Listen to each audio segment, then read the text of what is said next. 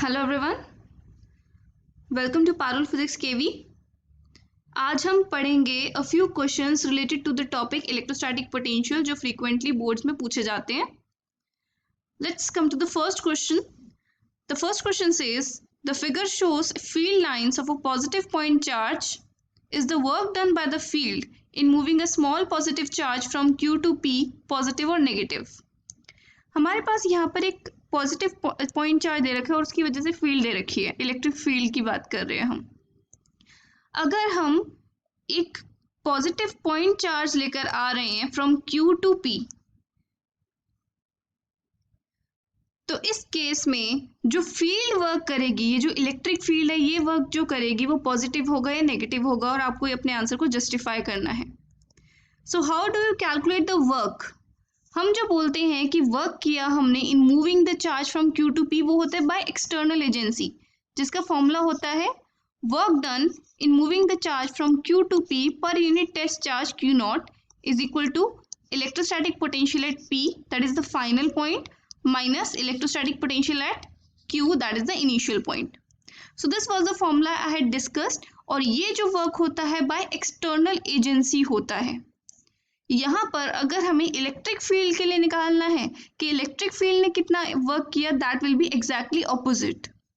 तो अगर हम देखें P पर कितना पोटेंशियल होगा, it will be equal to KQ upon RP, where RP is the distance from the distance of this P point from the positive point, positive charge, जिसकी वजह से इलेक्ट्रिक फील्ड इस रीजन में है।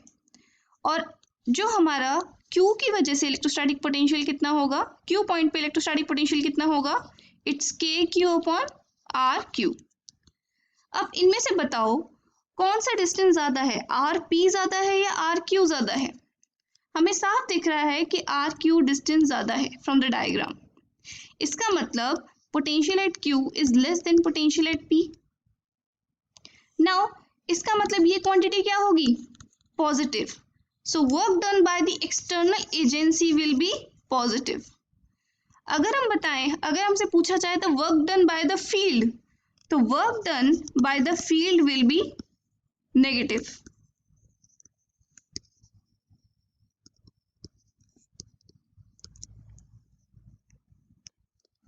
तो अगर एक्सटर्नल एजेंसी ने positive work किया है तो फील्ड ने नेगेटिव वर्क किया है।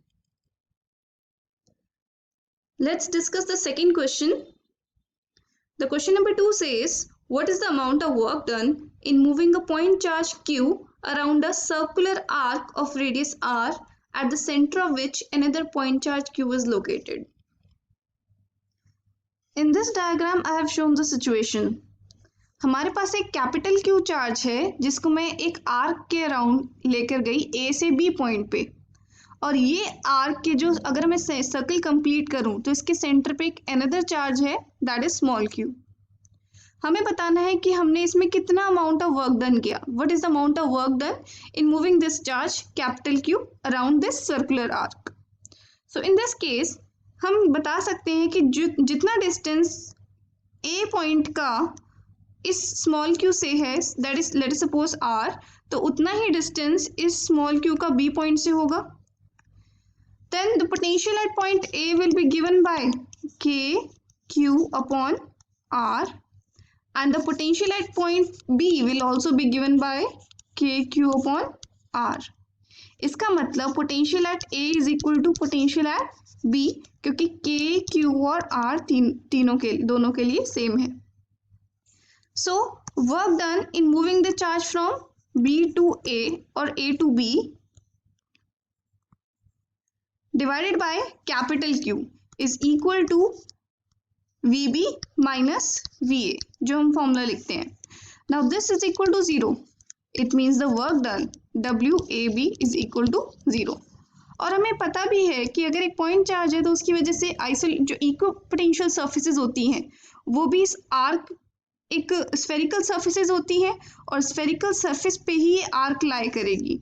तो हम एक तरह से इस Q चार्ज को एक इक्विपोटेंशियल सर्फेस पे ही डिसलोकेट करके वहीं पर लेकर जा रहे हैं।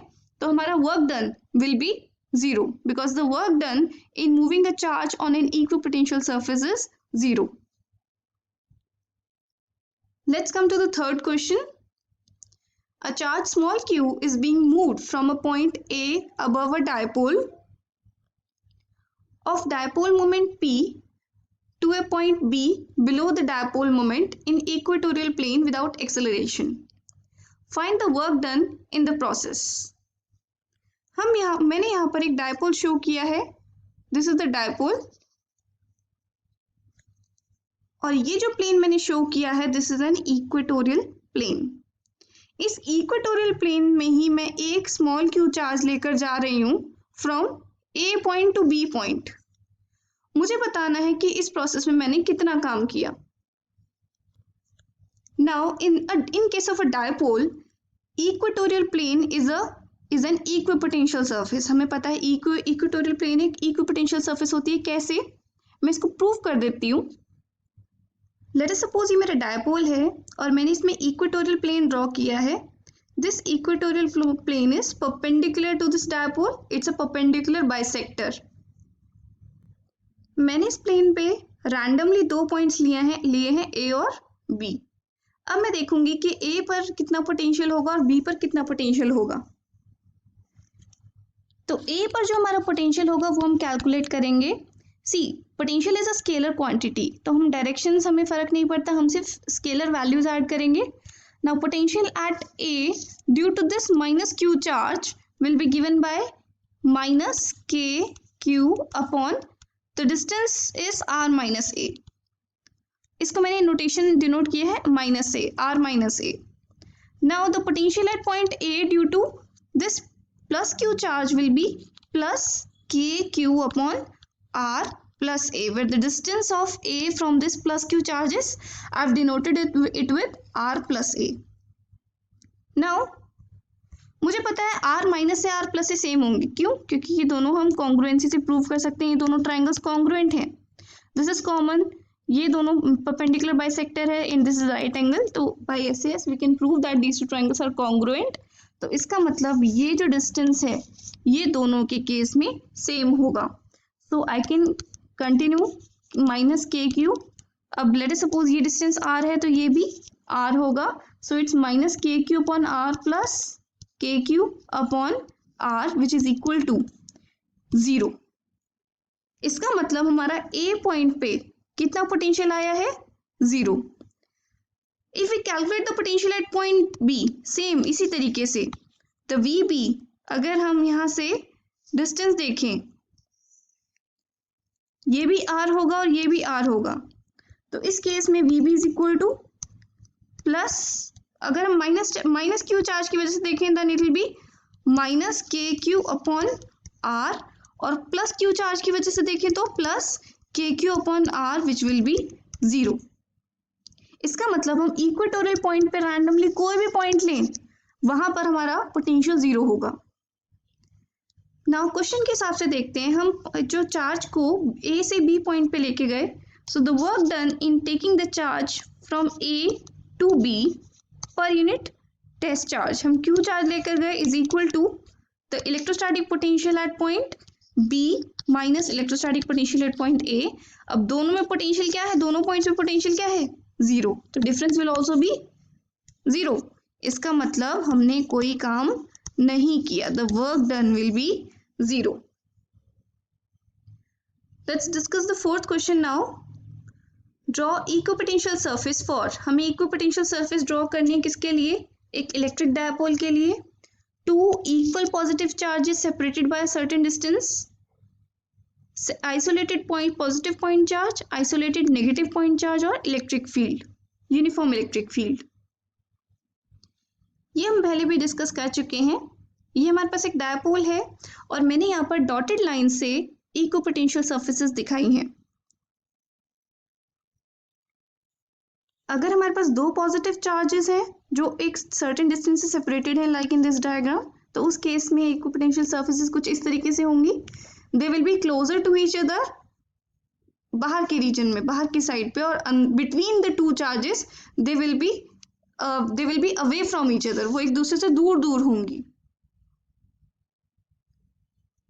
अगर हमारे पास एक आइसोलेटेड पॉजिटिव पॉइंट चार्ज है तो उसकी वजह से इक्विपोटेंशियल सरफेसेस कैसी होंगी? स्फेरिकल होंगी. जो मैंने यहाँ पर डॉटेड लाइन से रिप्रेजेंट की है. If you have a negative charge, again in that case, electric field lines will be perpendicular. Normally they will be radially outward. तो उस केस में equipotential surface कैसी होंगी? Spherical surfaces होंगी. Now the fifth case, in case of a uniform electric field, उस case में equipotential surfaces कैसी होंगी? This is how equipotential surfaces will look like. They will be planes perpendicular to this uniform electric field. They will be cutting the uniform electric field perpendicularly. So I hope you understood these questions. That's all for now.